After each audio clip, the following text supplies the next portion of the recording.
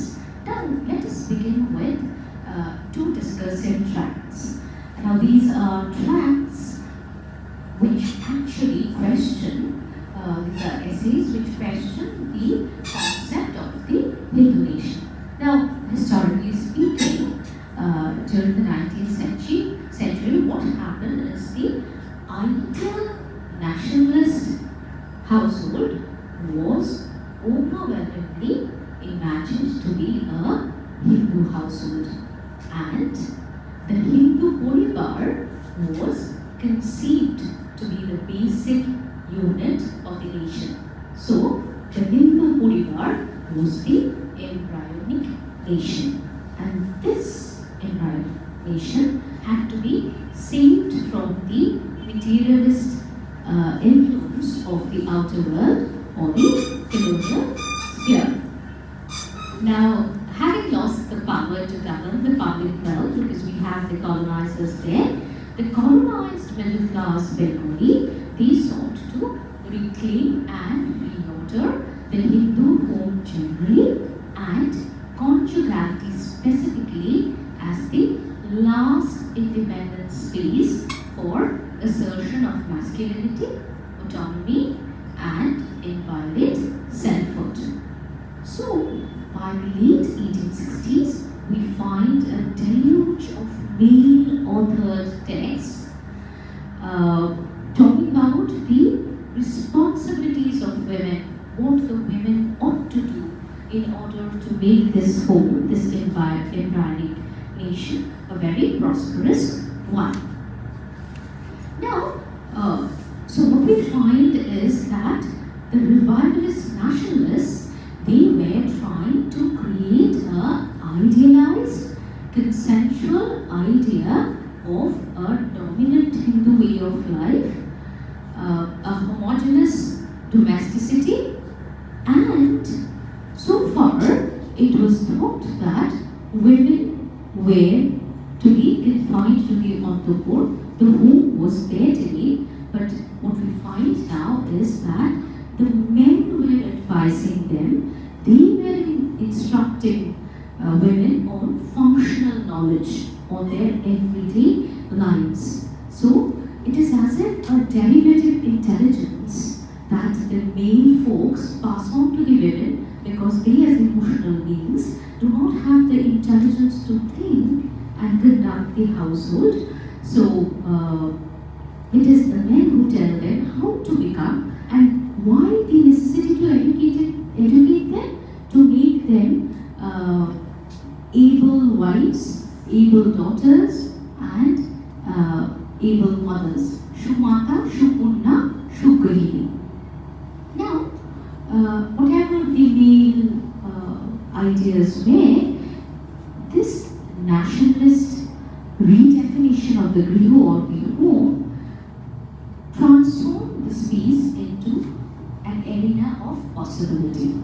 That is, the patriarchy, they were using the discourse of domesticity to incorporate women as citizens of the new nation in the making by making them efficient, Shumata, Shupunna, Shukrini.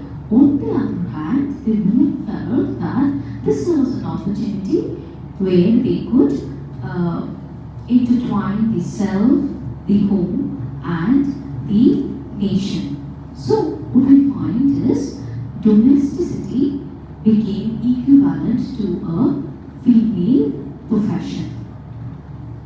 What they did is women, negotiated with the didactic tracts or prescriptions that the Hindu patriarchy was delivering to them, and they were critical about using the print media. They were becoming critical about the exploitative structures of power embedded in practical patriarchy, and they were questioning the ideology of Hindu domesticity.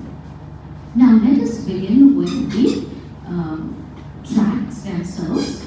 Now the first tract that was ever written by a woman in Bengali was called Ki Ki Kusanskar Tiro প্রণীত হইলে এই দেশে শ্রীবৃদ্ধি হইবে. So what are the things to be done so that we have unimpeded progress in the country? This is by Mama Shundari of Patna. Now she is critical about women's illiteracy, unhygienic labor rooms, misinformed childcare, evils of early marriage, cruel polygamy, deprivation of child widows, caste restrictions and things like that. The second tract is called Hindu Mahila Manavina Avastha in 1863, and it was subtitled in English by the author herself, and she calls it Hindu Female Miseries of Hindu Women. And this is the second critical piece on Hindu domestic institution. Now, in the 19th century, women's education was thought to be the cause of their widowhood. So, very cautiously, Kailash Bashini begins her preface by apologizing for her forced assertion of identity on print and conscious-stricken that she was entering the realm of print culture as a writing subject and talking about something which has been invisibilized from male gaze, that is the public lives of Hindu women as sexual subject. She is apologetic for breaking fundamental norms of female propriety. Now, she says that she categorically asserts that it is her husband who had compelled her to gain access to the male preserve of writing at the age of 12. So, she cannot cause the death of her husband. That was her argument. Now, her concern about the plight of the woman forms a part of the civilizing nationalist reformist viewpoint, who were thinking that there should be reform of the Hindu home so that the Hindu home became respectable in the eyes of the British, who felt that the Hindu home was a place of oppression because you have cruel polygamy, you have child marriage, you have shobidahu and things like that. Now, with a feeling of utter helplessness, Kailash Bashini prays to the Lord of the world for the reversal by bestowing the light of awareness to dispel the darkness of ignorance. Now, very interestingly, while the reformists were saying that they are trying to create a very happy home because the outside colonial world of workplace is one of oppression, she and other women writers, the first autobiography to be ever written in Bengali is not by a male but a woman, even she categorically asserts that the home is akin to a prison and the lives of women at home is that of a caged bird. Now, she goes on to entwine the domestic with the national, saying, asking, when would the sisters of Bengal be instilled with virtues to revision the Bengal home so that Mother Bengal would be assured an elevated position in the scale of civilization. Now, she thinks that child marriage was the fundamental cause of women's despicable condition and backwardness of Bengali, and she sees that as a vicious circle: child marriage, then illiteracy, then cruel polygamy, and then widowhood. And negating the patriarchal construct that education begets widowhood, she writes, widowhood on account of education, in the might of knowledge, kill a husband and deprive a woman of the apple of the eye, is learning such a vile thing that associating with it makes a woman fall into evil ways. Now, she also questions the inviolable, sacramental, pre-pivotal infant marriage, where consent was absolutely absent. And she questions lovelessness in Hindu conjugality, the much vaunted She writes, where no work can be executed without love, how can there be marital bliss out of lovelessness? Nuptial love is on the verge of extinction in our country. True love in a married couple is rarely observed. The partners are uncaring towards each other's sentiments and unwilling to voice their own desires. How can women be expected to be devotionally attached to their husbands? Now, she also says that early conception leads to the death of the child and the mother during the childbirth, and if at times the woman escapes birth, her death at the time of childbirth, she contracts postnatal maladies. And then she suggests an age of marriage, that is 13 and 14 for girls and 24 boys. Now, this is something which was preempting an act which happened in the 20th century, 60 years later. In 1929, we have Sarda Marriage, Sarda Act or Child Marriage Restraint Act, which talks of such age. It was unthinkable. The custom was that girls were married at the age of 8 in Bengal at that point in time. Now she talks about Kulinism, and she says how Kulin, due to dowry and gifts, they married and they left behind their wives, and they used to maintain a register to recount how many marriages they had and which woman to visit so that they can get more gifts as the Jamal.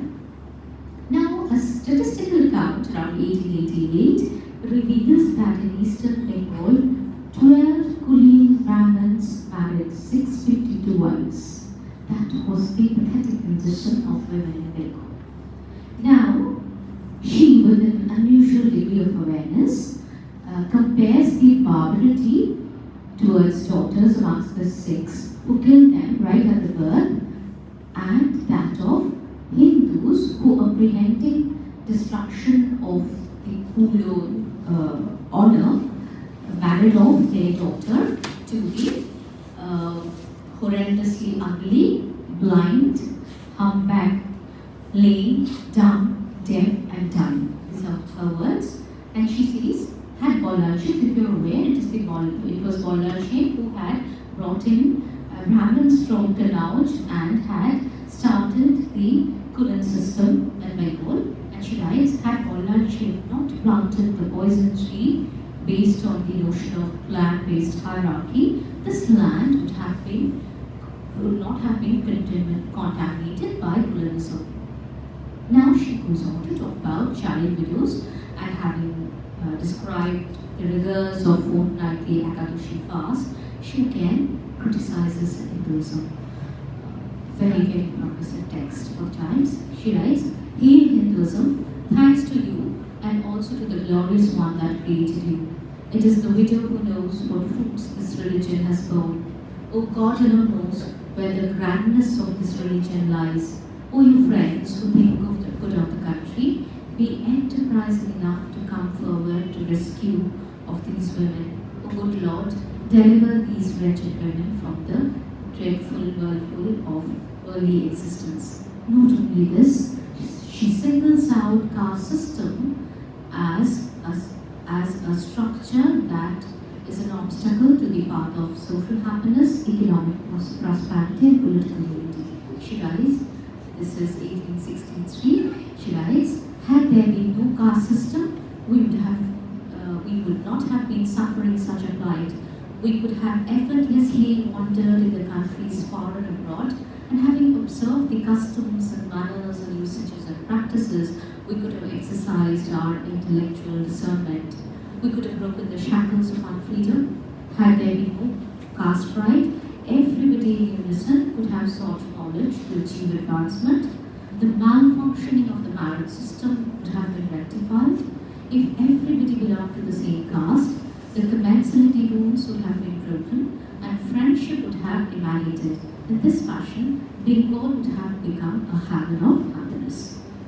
Now let's quickly move on to the next text. This is Sharma Gupta, উষা চিন্তা অর্থাৎ আধুনিক আর্য মহিলাগণের অবস্থা সম্বন্ধে কয়েকটা কথা। Rather than taking a modernizing, colonialist, interventionist sort of a solution to elevate the nation, what she sees is that she wants to go back to the alien past, the racially pure alien past, where the condition was elevated according to her understanding. And this is also an experiment where we find parallel construction of history writing and myth making, because the ideals that she talks about, Vishu, Drone, characters from the epics, and Draupadi and women, and historical characters as well, she is trying to create a parallel national history for the Bengalis. Now, in the frontispiece, she quotes 2 lines from Tarakanath Gangopathy. Thanks to the serial Prathama Kalambini, you by now know that Kalambini Ganguly was married to this Tarakanath Ganguly.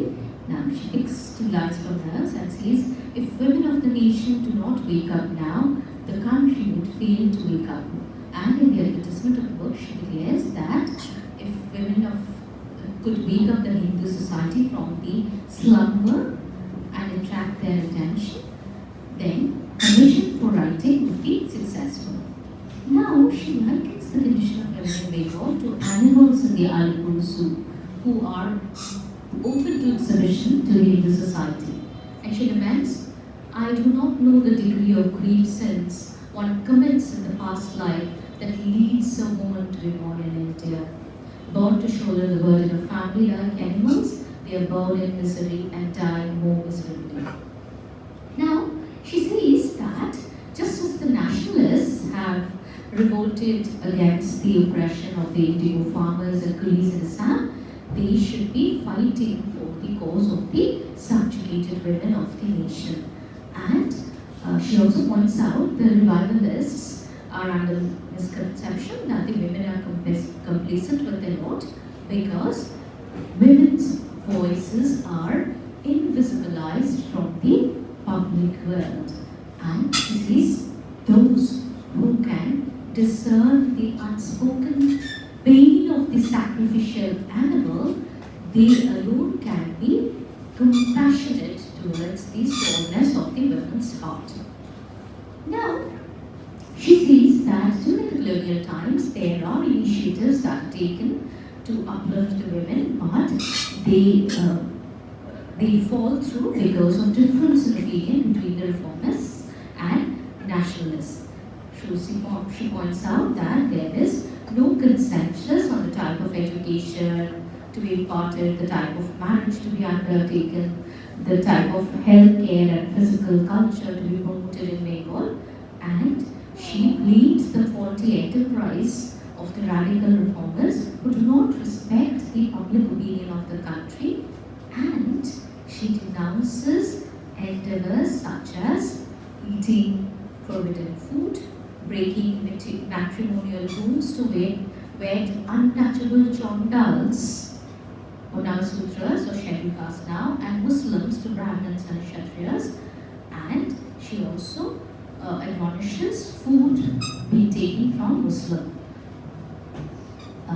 The India that we are staying in at the moment, people peeping into the fridges of individuals to find out what they're eating. Now, she also questions the efficacy of child marriage and says that it is a means to satiate the sexual desire of men in order to maintain the structural integrity of the Hindu joint family. And she says, hail Hindu society, hail Hindu religion, O Lord, you are praiseworthy too. Even after witnessing such barbarity, you do not refrain from offering food to the Hindus. And she also proposes the age of marriage, that of 12 to 13 for girls and 21 for boys. Interestingly, she says that if divorce is in play, then the men folk would work towards improvement of the condition protection of women. So she thinks divorce is a beneficial legal enterprise. Now she is discerning that the Shastras and scriptures that she turns to, believing in the Aryan India, do not give any remedy for the Hindu widows. So she pleads to the social leaders that either they wake up to the painful and uncaring existence of the widows, or they better revive the system of sati and deliver women from sinful existence and disgraceful sexual excesses, because they were, as you know, Vidyasagar, he was saying that there were very many women who were widowed at the age of 8 and 9, and they had no other way but to morally digress from the norms and go into relationship with men. Now, these discursive writers, they still had faith on the men, Bengali men, on account of delivering them and raising the state of Bengal in the eyes of the civilized world, in the eyes of the British. But Mukkudani, since I cannot go through all the genres, I will take up one poem and one travelogue, one passage from them, and go on to novels. Mukkudani Mukhopadhyay, her first collection of poems is called Maroona Murmu, 1882, and she makes a scathing attack on the Bengali Babu, the emancipated Babu, who was vainglorious, slavish and depraved, and she writes, "Alas, there goes our Bengali Babu. He slaves away from 10 till 4, carrying his servitude like a peddler's wares. The bigger the job, the greater his pride, but faced with the Sahib, he trembles in fear. He flounders while speaking and stumbles and stutters, but he's speaking in English. You must come and hear. Alas, there goes our Bengali Babu. Here's one who doesn't drink, swells with pride at the thought the country's deliverance lies in his hand. Another drunkard is liberated by drink and launches his struggle to deliver the country." So it wasn't the Bengali Babu to think that the plight of the woman and the plight of the nation lay in their hands. Now, Krishna Bhavani Das, she was married at the age of 10 to Devendranath Das. Now, Devendranath Das, as you know, that this was still not the time that civil service examination was held in England and India. So, had they to appear to take the test, they had to travel to England. So, Devendranath Das, he in 1876 traveled to England. He was excommunicated. If you cross the Kala Pani or the Black Waters, you were excommunicated. So, he comes back, finding himself in such a plight. He takes his wife, Krishna Bhavani Das, to England in 1882. Unfortunately, they have to leave behind their 5-year-old child, Tilottama, because they did not want her to be excommunicated as well at such an early age. And here, she wrote in the text called Inglaterra, published in 1885, she writes a poem of 15 stanzas addressed to female readers, and she doesn't have much hope on the men folk, and she writes, "Come, sisters, breaking the cage, or convince the beloved brothers to break fetters that chain the Bengali woman. Come and see the independent life of German, French and British women, happy and lively hearts, sans tears of humility. Rise, O sisters, come forward to eradicate mistakes of brothers, enamel your hearts with courage, dazzle all like the lightning." Now let us move on to the last genre that we are going to deal with, that is the novels, and we'll see that domestic manuals exclude love from the economy of perfections. Now, because it was mostly involved with the Hindu the joint family. Now, are women capable of portraying their transgressive desire, romantic passion through literary imagination? It's not their lives that they are dealing with, as in the domestic mammals. So, how far did their literary imagination travel? Now, Kushan Kumari Rao Chaudhary's Snehulata, written in 1890. Now, the novel exposes the limitation of the reform strategies that were taken by nationalists, the upper caste Brahminical Hindu families, and we find that Snehulata, the protagonist, is an ideal daughter, but she takes on to rebellion, but as a result of it, she has to embrace death. Now, the novel begins with the tension between Shyamashundari Bandyopadhyay and Jadunath Bandyopadhyay, the parents of Snehulata, and the protagonist is 16 years old. Now, girls were supposed to marry at 8, and the protagonist is 16 years old. Now, her mother, in the opening scene, the mother says that they are fortunate that Snehulata has chosen Amritulal, a 24-year-old man, as her partner. Not only has he received a number of educational degrees, he is extremely handsome. Now, it is also pointed out that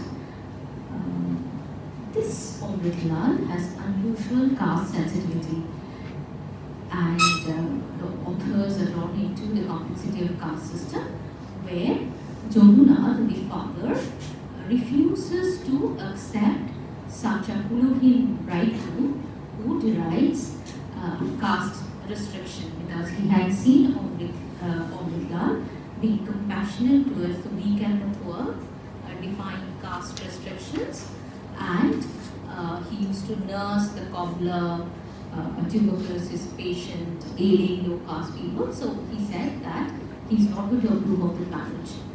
Now, interestingly, the mother of Snehulata, a very ordinary housewife, firmly asserts that if Snehulata wants to marry the chosen one, then she is going to stand by her daughter.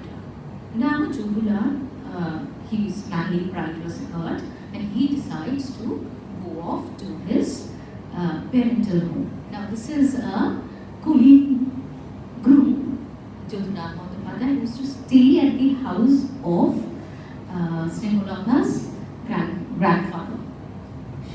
So he decides to go out to his own place. And Snehulata tells Amritlal that she cannot reciprocate his sacred love and that he should try to forget him. Meanwhile, Jadunath informs Shyamashundari and Snehulata that he's ill, and then go to Vikrampur to realize that this was a ploy to marry off Snehulata to a Kulin groom who is depicted as being bald, toothless, infirm octogenarian who had already married 23 times. And we find initially, as the Shru Kona, Snehulata agrees, after much altercation, agrees to marry this man to undergo the daughterly dharma, but turns a rebel when she refuses to consummate the marriage. Now the bridegroom, he was a respectable Dolaputi, he was a very influential head of the casteist conglomerate, and he threatens with dire consequences. So Jadunath decides to send Snehulata off, and by twists and turns, she is abducted by certain people who take shelter. There was a storm, and they take shelter in the same shanty that Indulaka's brother took shelter and she was rescued. Now, the narrative also deals with another character called Bindu Bishi, who is married to a 90-year-old coolie for whom it was the 100th marriage. And he died after 10 days, this 90-year-old man. Now, she was lamenting, this Bindu Bishi, that his husband has passed away, her husband had passed away. And then a lady says, Balwant Singh has become the king of the palm tree, and everybody should write a petition to him elucidating the plight of the wives of the Kul. Now, as the novel ends, we find that Amritlal did manage to come to meet Indulaka, but she passes away, and their love is not consummated.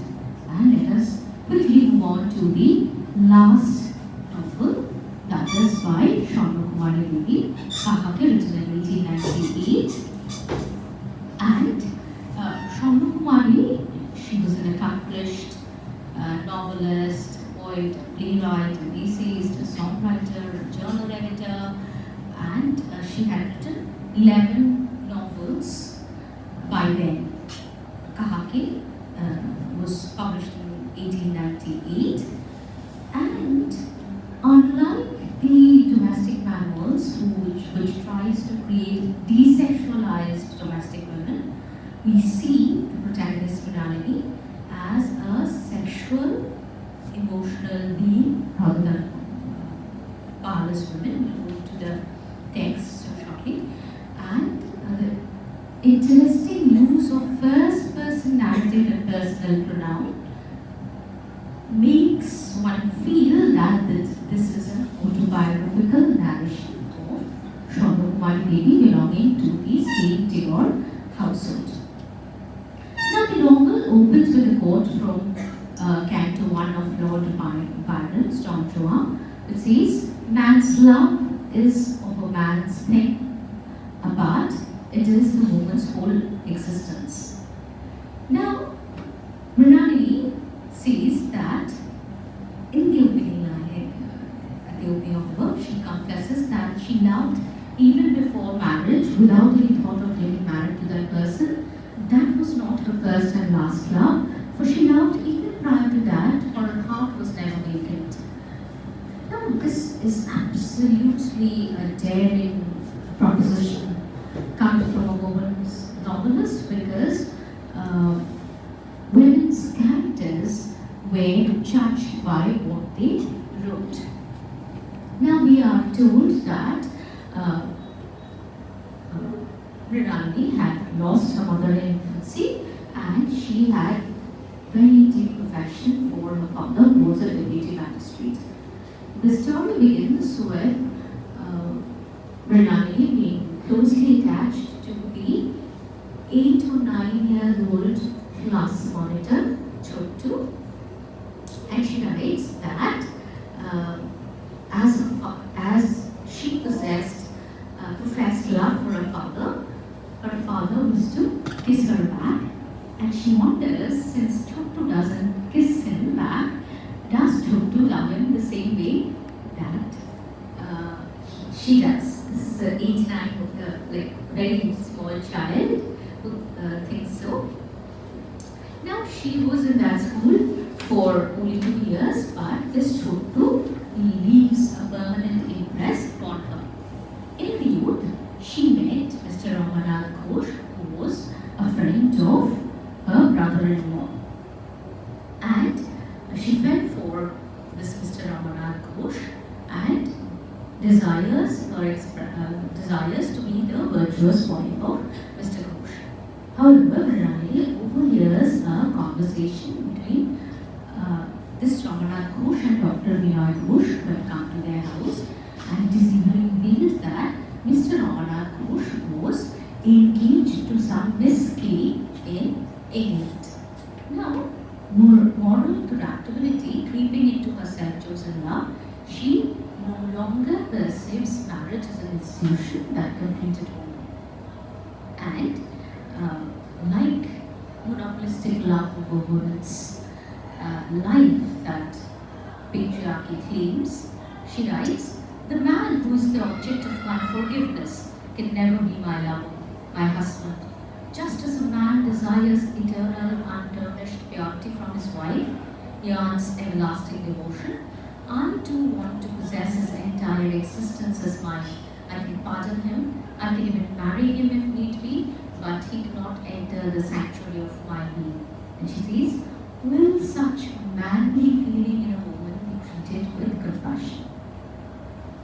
Now, she had fallen ill, and this Dr. Bose had taken care of her, and she had room in a soft corner for this Dr. Bose. But since her sister-in-law, her sister and brother-in-law, they were not happy that she had decided to break off her engagement with Maroona Murmu, her father comes in and says that she has chosen Chottu as the to-be husband of Mrinalini, and she takes him back to Dhaka. Now, Mrinalini turns to her radical guest and questions the structures of marriage and family, and she says that in England there are very many single women who have a very active social life and they contribute to the national life of the country. She wants to do the same, but her appeal falls on deaf ear, and she writes, "In the heart of hearts, I was made to realize that I am a weak Bengali woman, an obliging daughter. I could sacrifice my life, but could not resent my marriage. Self-denial was the only expedient." Now, with various turns of events, we come to discover that Chottu of childhood days is indeed Dr. Bose, and past is recommemorated in the present, and Kahake, like who had she given her heart to, the title of the novel. Here she ends with an interrogative tone, saying, "Did my heart get attracted to the new, finding the semblance of it in it, or is it that, being charmed by the new, I have attained the old? To whom have I restored my love?" Now, Kumari, knowing the constraints of the time, she adopted a conventional strategy to endow agency to Mrinalini through marriage to the person that she had initially fallen in love. So, romantic fantasy novel became a strategy for compromise resistance for women's writers. Now, in a novelistic moment, we find that forced insertion in the novel where there is a comparison made between George Eliot and William Shakespeare. Dr. Bose says, "If you choose to bring in Shakespeare's name, I have not the slightest hesitation in pronouncing her to be as great in her sphere as Shakespeare in his. The genius shown in the works of George Eliot is in no way inferior to any renowned poet or novelist of England, dead or alive." Now, Kumari was perhaps trying to erase the discrimination meted out to women author like her. Let's see what Renaissance men do in 19th century ago. Rabindranath Tagore, with all his progressive writings that you find, as soon as Kahake is translated in English as the unfinished song in 1930, he writes a letter to the publisher, William Rothenstein. I will quote, "She is one of those unfortunate beings who has more ambition than has ability, just enough talent to keep her alive for a short period. Her weakness has been taken advantage of by some unscrupulous literary agents in London, and she has had stories translated and published. I have given her no encouragement, but have not been successful in making her see things in proper light." Now, thanks to the raging audience in England, this book, Unfinished Song, had to be reprinted because the readers liked it so much. Now, it's time to end the paper. So, if we, in order to assess as to how the society accepted women writers as a new category of social being, let's look at a few critiques. Now, Shaurya Devi, since we've dealt with Shaurya Devi, I'll just read out another review of her work, Chinnamukku, and look at the necessity of women to conform to womanly qualities even in their writing, and how the patriarchy and the literary male, they disapproved of women who did not follow those standards. It says the style is, as is characteristics of this writer, chaste, keen, sweet and vigorous. Now, what sort of a style is this? Almost all characters are extremely natural, especially Koru, the heroine of the story. She is an admirable portrait of self-sacrifice and disappointed love. Instances of such grand heroism and abnegation of self liberate the fancy and gladden the heart. Okay, so that was the expectation out of women. Now, remember the monocrochon where Mukhudani Mukhopadhyay was very critical about the Bengali Babu, the foppish Babu, the slavish Babu. There goes our Bengali Babu, the one that I read out. Now, Bankim Chandra Chattopadhyay has reviewed this poem in Authorship. He writes, despite the use of the surname Mukhopadhyay, the readers must have understood that this work is not written by any Mr. Mukherjee, but Srimati Mukhudani Devi. The epithet of Devi, which pleases goddess Shoji, Saraswati and Loki, leaves Srimati Mukhopadhyay discontent. We abstain from entering into an altercation. We do not intend to be a match for women in that field. I am always afraid to praise poetic composition by women, since it might instigate other women to desert their household duties and take up the pen. I hope Srimati Mukhudani Mukhopadhyay will condone me if I am not over-generous in praising her work. Her poem Mangali Babu has been published with some deletions. Who the author would forgive such audacity? So that's our Rabindranath and that's our Bankim Chandra. Just to wrap up, so no matter whatever contemporary receptivity, the sort of negotiation with the hegemonic discourses on literary work, the modern possibilities that women writers have experimented with, inspire us today to write a history of contestation. These were dissenting voices of the daughters of the nation, and discounting the sneering critical chorus against them. It was the subversion, the resistance, the compromises of the literary foremothers that women writers and historians proudly claim as a powerful and complex